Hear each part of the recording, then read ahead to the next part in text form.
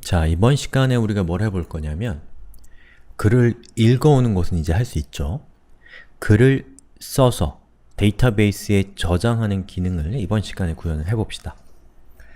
자, 그걸 하기에 앞서서 제가 좀 챙기지 못했던 게 좀 있어요. 뭐냐면 자, 우리 여기 있는 생활 코딩이라고 되어 있는 이 부분, 요 부분에다가 링크를 거는데 요거는 뭐랄까요? 이 웹페이지 전체에 대한 링크이잖아요. 여기 있는 각각의 토픽들은 토픽에 대한 링크일 거고 제목을 클릭하면 전체를 대표하는 페이지로 가겠죠. 자, 여기 있는 요 링크를 클릭하면 여기에 있는 id 값이 없는 인덱스로 가게 하자라는 거죠. 자, 그러려면 우선 여기 있는 생활 코딩 자바스크립트 이 부분이 바로 여기죠? 예. href 그리고 index.php 이렇게 하는 거예요. 자, 그럼 이제 우리가 요걸 링크를 클릭하면 index.php로 가긴 하지만 뒤에 있는 id는 1이라는 값은 사라지겠죠. 자, 그랬더니 이렇게 에러가 뜹니다. 에러가 뜨는 이유는 여기 보니까 58번째 줄에서 에러가 뜬다고 하네요. 자, 아톰 에디터에서는 여러분이 컨트롤 알파벳 G 키를 누르시면 이렇게 어떤 특정한 라인으로 한 번에 커서를 이동시켜주는 기능이 있습니다. 맥이면 커맨드 G일걸요? 아마 해보세요. 자, 58번 이렇게 하면 바로 여기가 58번째 줄이고 거기서 에러가 발생한다는 뜻이에요. 그리고 에러의 내용을 보니까 undefined index id라고 되어 있습니다. 그 얘기는 바로 여기 있는 이 id가 정의되지 않았다라는 뜻이에요. 정말 그런가요? 그렇죠. 여기 있는 $_ id는 요 뒤에 붙은 $_ 아니 뒤에 붙은 물음표 id의 값이 있어야 되는데 없기 때문에 여기서 에러가 발생을 한 겁니다. 그 에러의 내용이 바로 이것이고요. 자, 그럼 이걸 우리가 해결하기 위해서는 어떻게 하면 될까요? 이렇게 하면 되겠죠. 즉, id 값이 존재하지 않는다면 제가 지금 선택한 저 값이 없다면 다른 말로는 empty하다면 비어있다면 그러면 요 밑에 있는 그 어떤 특정한 본문을 선택하는 코드를 실행시키지 않으면 되겠죠. 여기서부터 여기까지를 실행시키지 않으면 될 겁니다. 자, 그럼 그걸 해볼 건데 만약에 is empty 아니지, empty인가요? 그냥 갑자기 헷갈리네요. empty empty empty 이렇게 되면 무슨 뜻인가요? id 값이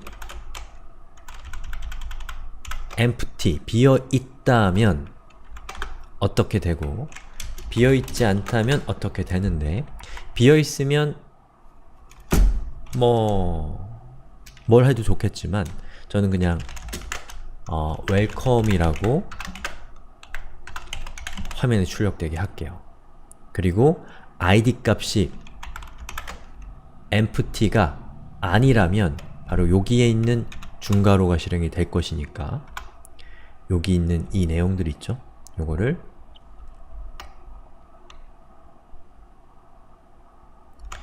일단은 컷해서 이 안으로 가져옵니다. 그리고 여기 있는 이 내용들도 자, 여기로 이렇게 가져오는데 문제는 뭐냐? 현재 우리는 PHP 코드 안에 있는데 여기 있는 요거는 HTML 코드잖아요? 이렇게 실행을 시키면 에러가 납니다. 그래서 PHP가 끝났다 라는 그 기호를 써주고요. 어디까지? 여기까지. 그러면 여기서부터 이제 PHP가 다시 시작이 되는 거죠. 자, 헷갈릴 수 있으니까 정리해드리면 보시는 것처럼 여기에서부터 여기까지는 PHP 코드고 여기는 그냥 HTML이 표시되고 있는데 그러니까 이렇게 끝냈다. 그리고 다시 이 부분은 PHP니까 PHP로 감싸준 것이죠. 자, 그리고 제가 리로드를 해보면 보시는 것처럼 이제 웰컴만 출력이 되죠. 즉, 여기 있는 링크를 클릭해서 뒤에 아무런 값도 붙어 있지 않은 index.php로 가면 웰컴이 출력되는 겁니다. 그리고 특정한 링크를 클릭하면, 토픽을 클릭하면 그 토픽의 페이지로 가게 되도록 그렇게 제가 수정을 한 거죠. 자, 그럼 이제 우리 이 화이트 블랙 옆에다가 쓰기 버튼을 만들어서 그 쓰기 버튼을 클릭하면 데이터베이스에 데이터를 저장하기 위한 쓰기 페이지로 이동을 하게 한번 해봅시다.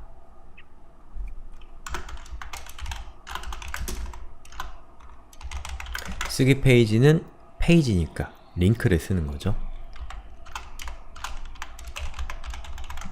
라이트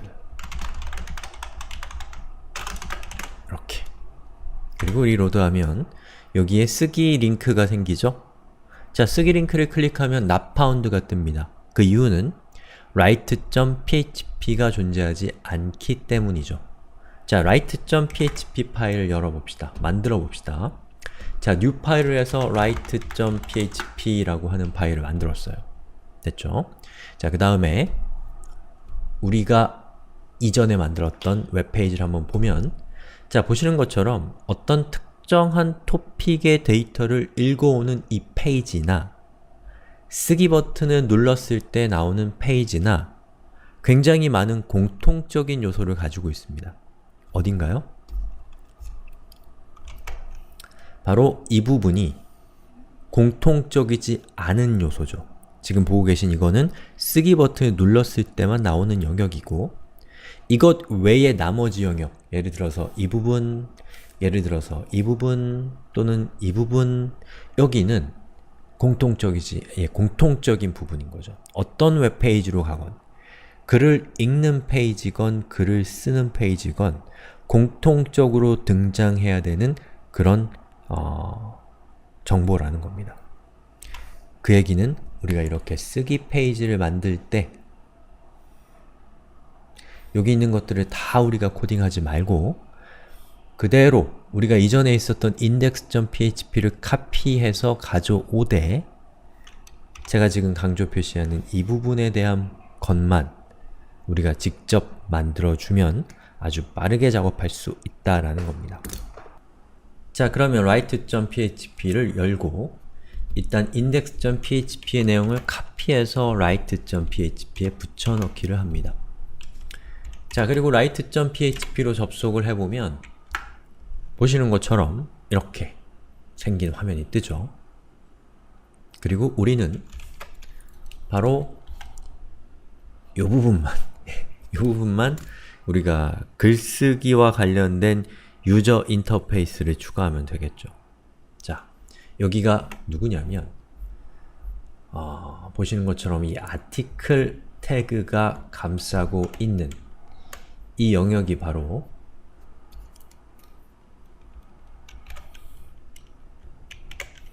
자, 여기가 바로 이 부분이라는 거죠. 자, 그러면 저는 여기 이 부분을 싹 지워버릴게요. 그리고 write라고 하고 확인 한번 해볼까요? 보시는 것처럼 write가 저기 표시가 되는 것을 볼 수가 있습니다. 자, 그럼 우리 MySQL PHP MyAdmin에 접속해서 오픈튜토리얼스 2에 두 개의 테이블이 있었죠. 자, 토픽 테이블에는 어떤 정보가 들어가야 되나요? ID, Title, Description, Author, Created. 그리고 유저 테이블에는 보시는 것처럼 유저의 ID, Name, Password 이런 정보들이 들어가야 됩니다. 예, 그럼 우리는 그 데이터를 추가할 때 사용자로부터 어떤 정보를 받아야 되는지에 대해서 잘 생각해 봐야 돼요. 자, 그래서 미리 만들어 놓은 거를 한번 열어보고 쓰기 버튼을 누르면 우리 이전에 만들었던 예제에서는 제목, 작성자, 본문 이런 정보들을 받고 있네요. 우리 지금 새로 추가하는 여기서도 똑같이 처리를 해봅시다. 자, 우선 여기에 제목 표시하는 이런 걸 텍스트 필드라고 하는데 저것부터 한번 만들어 보면, 자, 여기에다가 input인데 타입을 텍스트로 하면 텍스트를 input, 입력받을 수 있는 저렇게 생긴 UI가 만들어진다라는 뜻이죠. 그리고 사용자가 입력한 그 정보의 이름은 뭘로 할까요? 타이틀로 하면 되겠죠. 그쵸?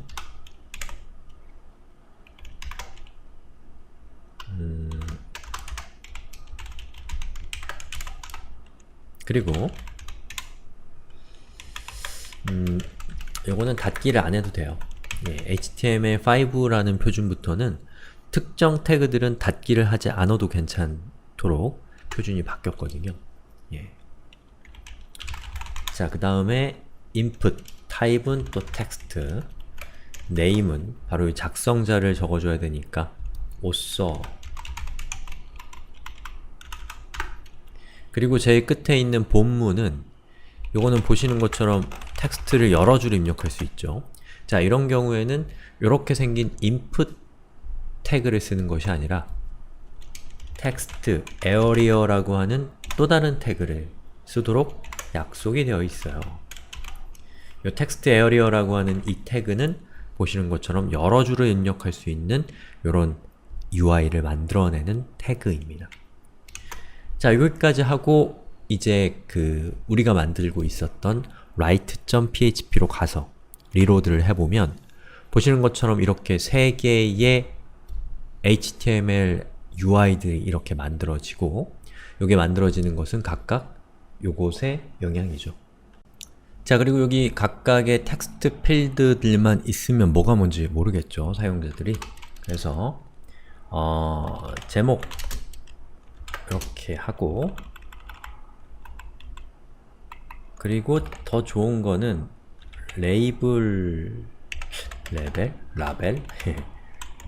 라벨이라고 하는 태그로 감싸줘요. 예. 그리고 좀 더 좋은 건 여기다가 포라고 하고 인풋에다가 id는 뭐 예를 들어서 타이틀이라고 한 다음에 이렇게 해주면 어떻게 되냐면 여기 제목이라는 텍스트가 생겼죠. 자, 이거 몰라도 됩니다. 예, 중요한 내용 아니에요.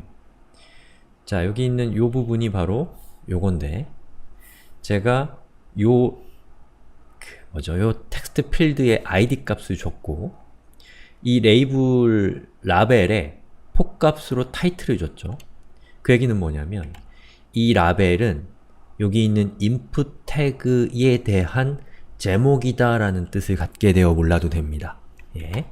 그럼 어떤 효과가 있냐면 여기 있는 제목을 클릭하면 보시는 것처럼 이 텍스트 필드에 커서가 탁 자동으로 이동하는 그런 효과가 있어요. 아셔도 좋고 몰라도 됩니다. 그리고 요거 전체를 하나로 그룹핑하기 위해서 하나의 단락을 의미하는 p 태그라는 것이 있습니다. 패러그래프의 약자예요. 자, p 태그로 요만큼을 이렇게 감싸주면 이 p 태그가 가지고 있는 어떤 의미는 기본적으로 p 태그의 시작과 끝 사이에 있는 것을 하나의 단락으로 그룹핑 해주는 건데 시각적으로 봤을 때는 이렇게 다른 것과 구분을 시켜주는 그런 효과가 있습니다. 자, 밑에 있는 것도 마찬가지로 빨리 해보죠. 자, p 태그를 넣고 레이블, 라벨 뭐라고 발음하죠? 찾아보면 되지만 귀찮으니까 author, 저자 그리고 이 부분을 위로 올리는 거죠. 이렇게. 그리고 id 값은 author 이렇게 하면 보시는 것처럼 이렇게 되죠. 자, 그 밑에 있는 텍스트 필드는 본문 이렇게 하고 역시 라벨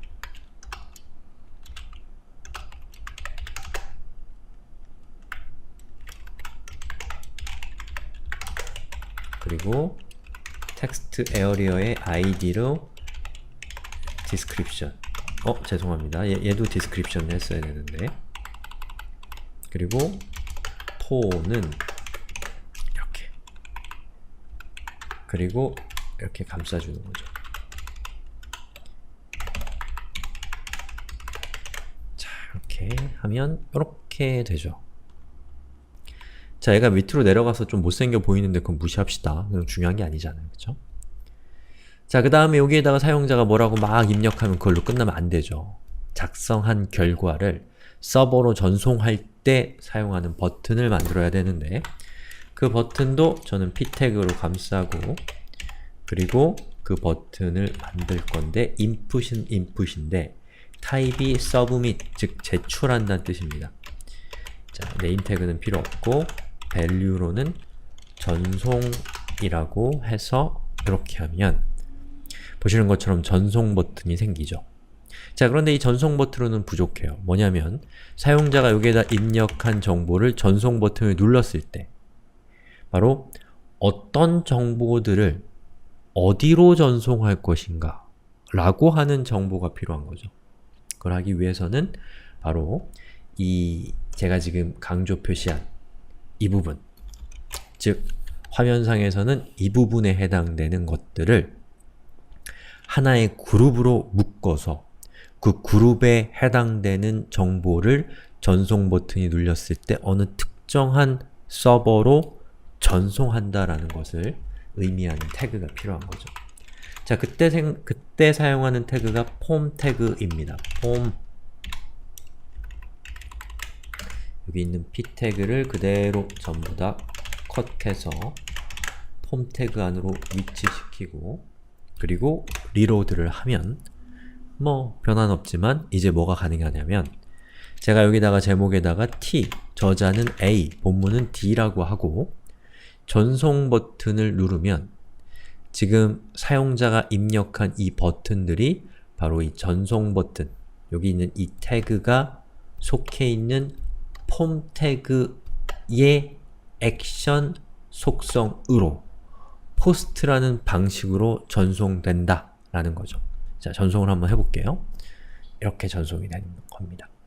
자, 그런데 제가 액션에다가 뭐라고 했냐면 index.html이라고 했는데 우리가 전송한 데이터를 받아서 처리하는 그 PHP 애플리케이션의 이름으로 저는 process.php라고 이름을 정하고 바로 이 process.php가 웹브라우저가 전송한 사용자가 입력한 이 데이터들을 받아서 그것을 데이터베이스에 저장하도록 하려고 하는 겁니다.